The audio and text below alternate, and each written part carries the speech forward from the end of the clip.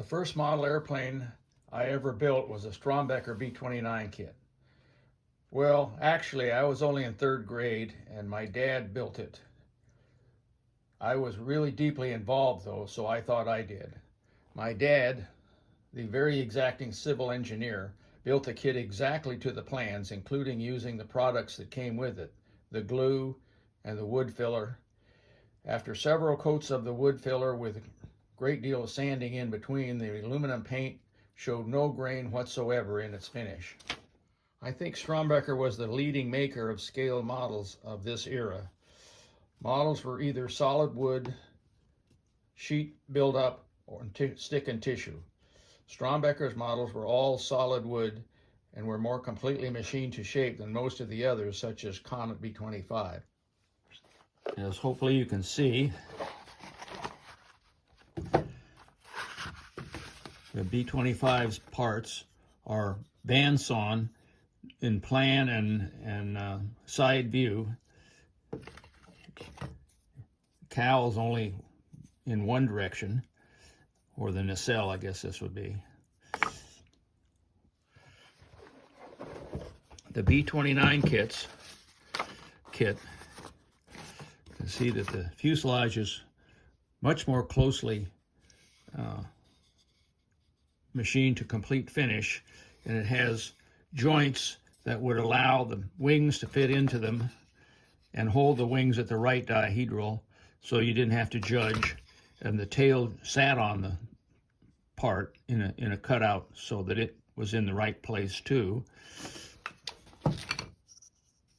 And these are pretty much completely machined to shape except for a little bit of cleanup. Here's a layout of the parts.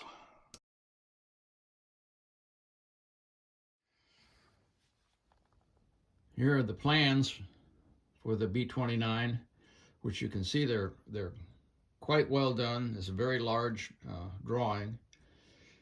And this is the assembly instructions. Some of the interesting things you might note, it has a metal weight that goes in the nose, so the tricycle gear airplane will sit on its nose gear.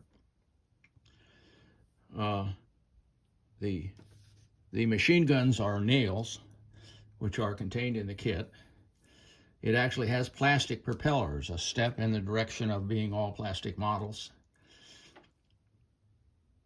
It has such things as flaps, all the different, not only turrets, but the blister for the gunners and the navigator.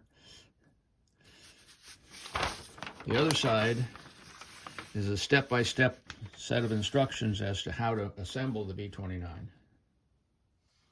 The kit comes with finishing sandpaper, a sanding stick with more coarse sandpaper.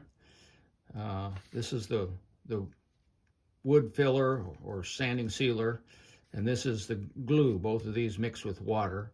And this is a bag of many detailed parts, including propellers, nails for the guns, etc. The decals are bent out of shape and probably would never work, at least not without some help. Obviously, a lot of the things that in a plastic model would be details have to be a decal in a wood model. So the engine inlets, and looking at the radial engines, the superchargers, or turbochargers, the glazing, all has to be done by decal. Also included is a 24-page history of the B29. Pretty detailed.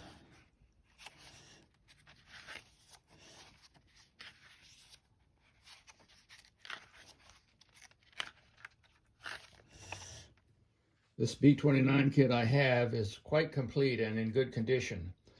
I'd be tempted to build it, but as a top-of-the-line kit from a main manufacturer of wood models with a good box and good plans, I think it actually might be a historic item, even though they were probably made in hundreds of thousands.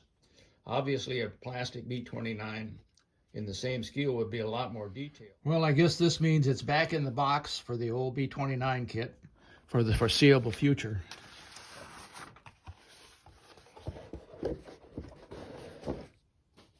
Thanks for watching. If you like this video, please consider subscribing. Thank you.